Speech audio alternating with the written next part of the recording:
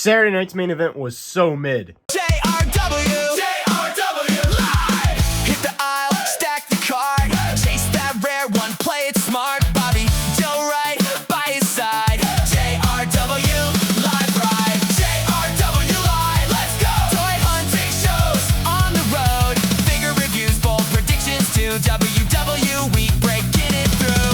JRW.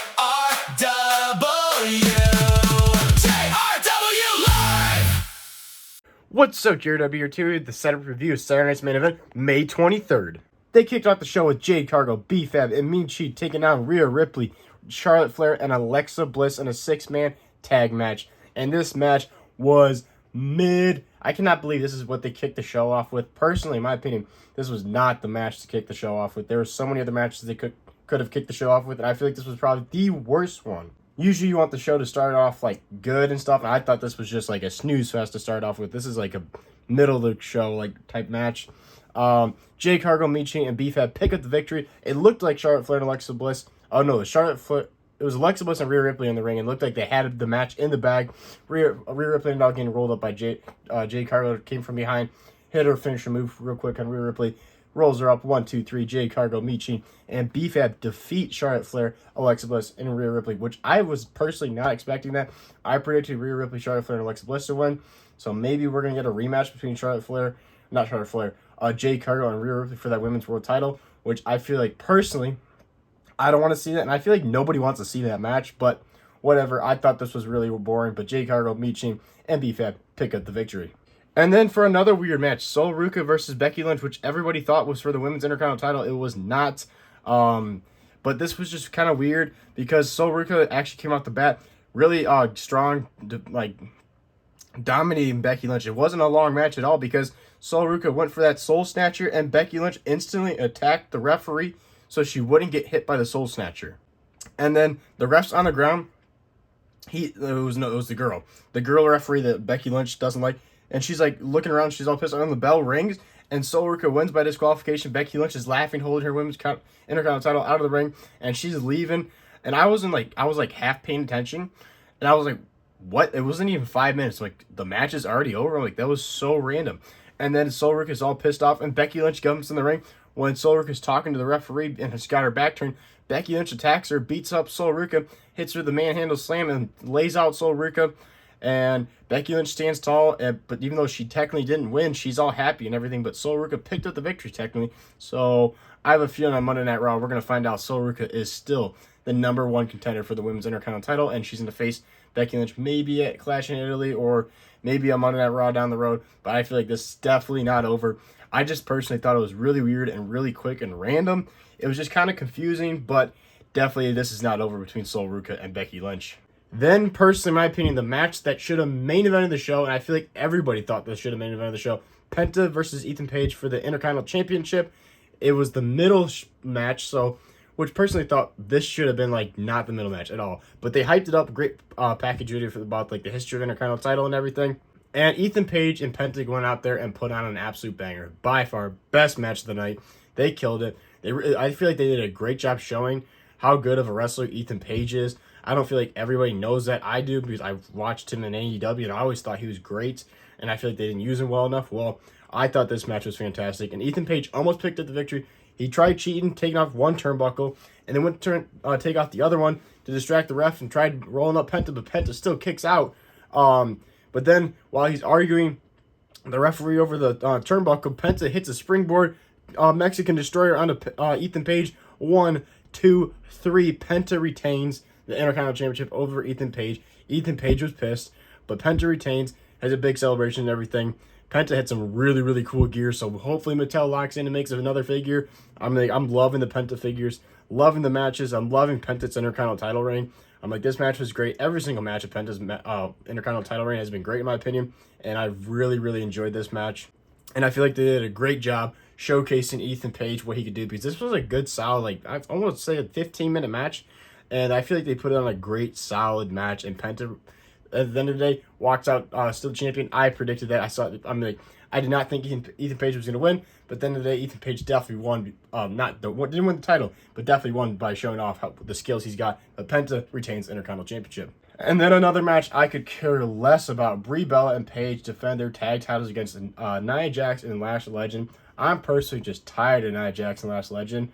I feel like they're so boring and they're just like pushing them. But they fight Brie Bella and Paige, and I half paid attention to this match.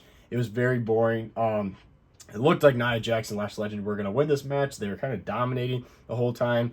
And then at the end of the day, Brie Bella and Paige steal the win. They quickly roll them up, 1, 2, 3. They retain the tag titles. They barely survive retaining the tag titles. Lash Legend and Nia Jax are pissed. But I'm assuming they're going to continue them being champions. They interviewed them backstage before the match about why they're the tag team. And Brie Bella's like, well, my sister got injured and Paige is back because she's my friend and be tag champions with me. Blah, blah, blah. We're going to continue to defend these tag titles until we lose them. And it's just, I don't know. I feel like this whole Brie Bella Paige thing, I feel like it's a nostalgia act for Paige. But honestly, in my opinion, I don't find it entertaining at all. But Paige and Brie Bella, at the end of the day, retain the tag titles, so they're going to continue to be champions. I'm very curious when Nikki Bella will be back, because I did see a video on social media. It looked like she looks almost 100%. She was training in the weight room and everything. So maybe at some point this summer, Paige or Brie Bella one of them turns on each other, and then Nikki comes back. I don't know. But I feel like Nikki's getting close to coming back. Then it was time for the main event. The Vision, Logan Paul, Austin Theory defended their tag titles against the Street Profits, Montez Ford, and Angelo Dawkins. And first off, I gotta say it, Logan Paul and Austin Theory, I know people like to hate on them, but man, they looked like $1 million. They looked like true professional wrestlers. They come out looking like $1 million, absolutely jacked, with chains and title belts. I mean, like I was like impressed. I've seen Logan Paul's physique; it's been growing, and he's been getting great shape. Austin Theory's always had a great physique, but they look like identical physique wise. They look fantastic. They look like a true tag team for like physique and just like build. They look awesome. Like people like, I get the funny thing with the Joe Hendry signs. They had them all over the arena. It was fire. Logan Paul. If you generally actually think that, you're crazy. Logan Paul is a true professional wrestler. He looks like a professional wrestler. They came out and put on a great match with the Street Profits. The Street Profits are a great tag team, and Austin Theory and Logan Paul, hate to break to you guys, they're great wrestlers too. But of course, because it's the Vision, shenanigans happened. Braun Breaker came out, and Angelo Dawkins actually, Montez Ford jumped over him for the spear, and then Angelo Dawkins threw him into the announce table, and then it all went downhill from there. Logan Paul punched Montez Ford in the face with the brass knuckles when the ref wasn't looking, throws him in the ring. Austin Theory rolls on him and covers him. 1, 2, 3. The Vision retained the tag team championships. And the Street Profits almost had this match. They did their finisher and everything. It was 1, 2. It was a 3 count, but Paul Heyman picked up Austin Theory's foot and put him on the ropes, which sucks. The Street Profits pretty much had the win. But at the end of the day, Vision cheat to win. Then they get out of there. They're at the entrance ramp, all celebrating together, and they're running the end credits. Street Profits are in the ring, laid out, and they're starting to get up. Braun Breaker just snaps. He runs to the ring, gets in there, spears Angelo Dawkins, spears Montez Ford, lays them out. Logan Paul and Austin Theory get in the ring, and Braun Breaker holds up the tag team champions' arms, and the Vision stand tall to end Saturday night's main event. And they retain the tag titles, standing tall and everything. Braun Breaker just pretty much Orphan flexing on them so that he can spear everybody 1,000,000 times at top speed. I don't know. It felt really random at first. I was like, oh, maybe Seth Rollins is going to come out and we're going to get a brawl just like every single Monday Night Raw, but we didn't. I don't know. It felt kind of random for Braun Breaker needing to spear the Street Profits. They were already laid out, but he decided to spear him again. All right, so there you go, guys. That was the setup review of Saturday Night's Main Event, the May 23rd edition of Saturday Night's Main Event. I didn't think it was a great show, personally. I thought Penta and Ethan Page was a great match. By far, it carries the show. The tag title match was pretty decent. Not because it's just women's wrestling. The women's section of the show really sucked. Like, the six women's tag match, terrible. I mean, I felt this was really boring. The women's tag team title match, I don't know. I'm just not a big fan of Brie Bella and Paige. And the match I was most excited for out of the women, Becky Lynch and Ruka, just ended in a really weird way. So I was just kind of like, it kind of annoyed me. So this show, I'm going to give it a 2 out of 5. I mean, like, I don't know. I'll give it a 2.5 out of 5. A solid 50-50. But I mean, like, it's getting hard carried. I mean, like, this show hard carried. I mean, like, put them on their back, carrying the show, Penta and Ethan Page. If it wasn't for them, I mean, this is like a 1 out of 5, 1.5 out of 5 show. But Penta and Ethan Page locked in and put on a banger. So there you go, guys. Setup review of Saturday Night's Main Event. Not a great show. If you didn't watch it, you didn't miss much besides Penta and Ethan Page. If you are a Penta fan, I'd say go back and watch that match if you did not see it.